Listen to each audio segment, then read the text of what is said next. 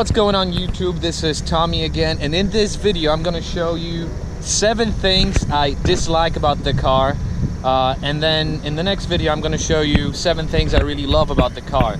Now the 7 things that I'm gonna talk about today are things that I'm really picky about, so let me get started. The first thing that really upsets me about the car is the fact that you cannot start it in Sport or Sport Plus. You can only start it in Efficient. And what that means is, that the exhaust valves that are in the mufflers are closed by default. What that means is you get that raspy and kind of nasty startup sound. What I typically do is, as soon as I start the car, I put the car in Sport Plus to give it a nice rumble. Listen to this.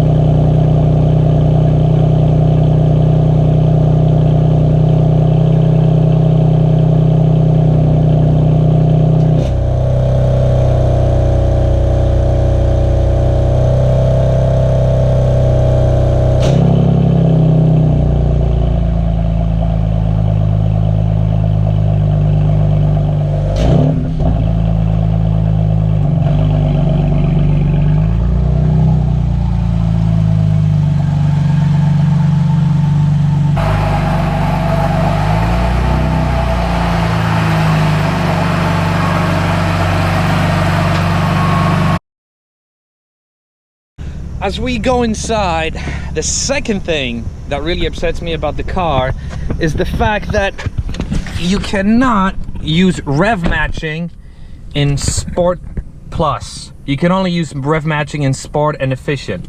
And what that means is, if you want to be lazy and not do heel and toes, you cannot do it in Sport Plus when the exhaust is at its loudest. So what it kind of forces me to do, it forces me to try to heel and toe in Sport Plus, because that's when the exhaust is the loudest. But it would be nice if I could just switch the exhaust to Sport Plus and have that nice perfect rev matching motion.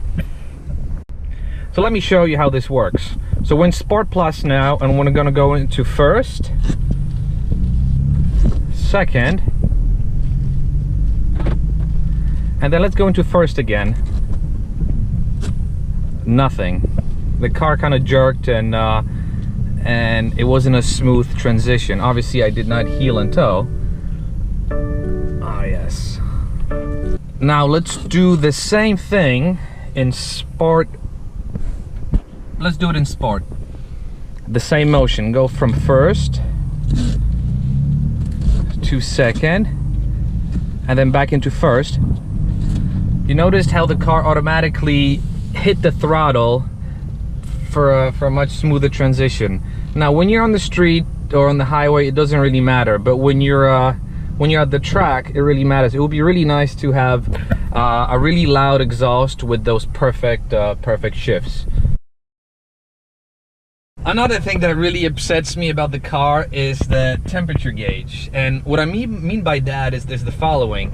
This is what it looks like at its optimal temperature compared to what it looks like on a regular car.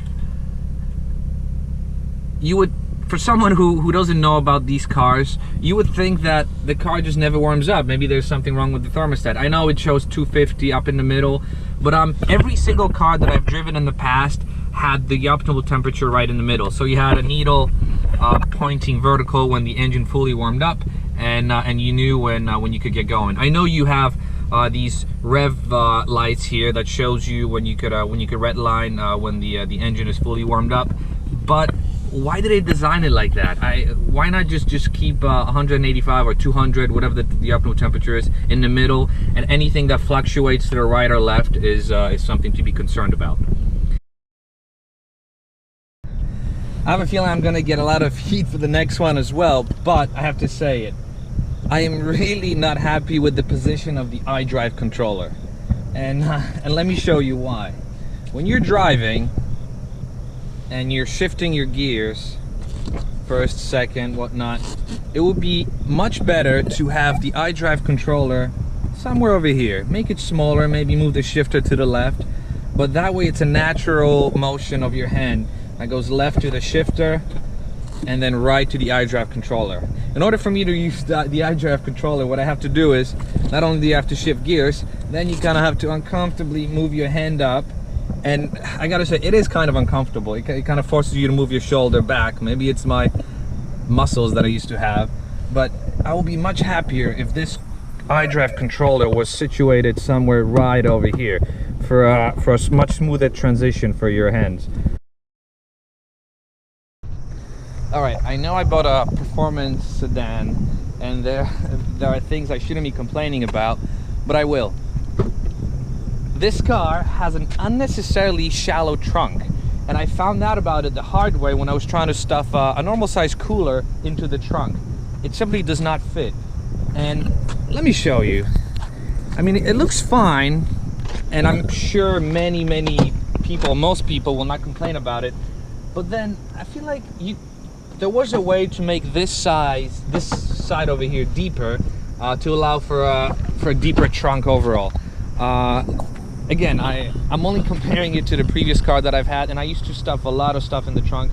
This one is a bit more shallower, so I just wish it was a bit more deeper.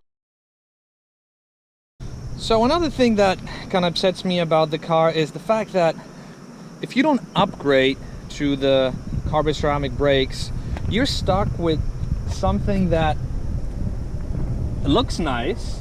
It's nice and blue, 4-piston calipers in the front, but what you don't know is that underneath they stuck one of the smallest pads I've ever seen on a performance vehicle. I have a video that compares that to my restaurant card, which is the size of a library card, and the pads that are underneath those calipers are not that big. I'm going to be tracking this car fairly soon, so I'll see how my performance brake pads compare to the same performance brake pads I had on my previous car, which had Brembos all around, which much bigger surface pads. It just doesn't make sense why BMW would fit such smaller brake pads on such big, or in such big calipers. This is the back. The back uses a 2-piston caliper, and again, it looks big on the outside, but the surface area is actually quite small. You can kind of see the imprint right in here of the actual pad size. Why did I do it that way? I don't know.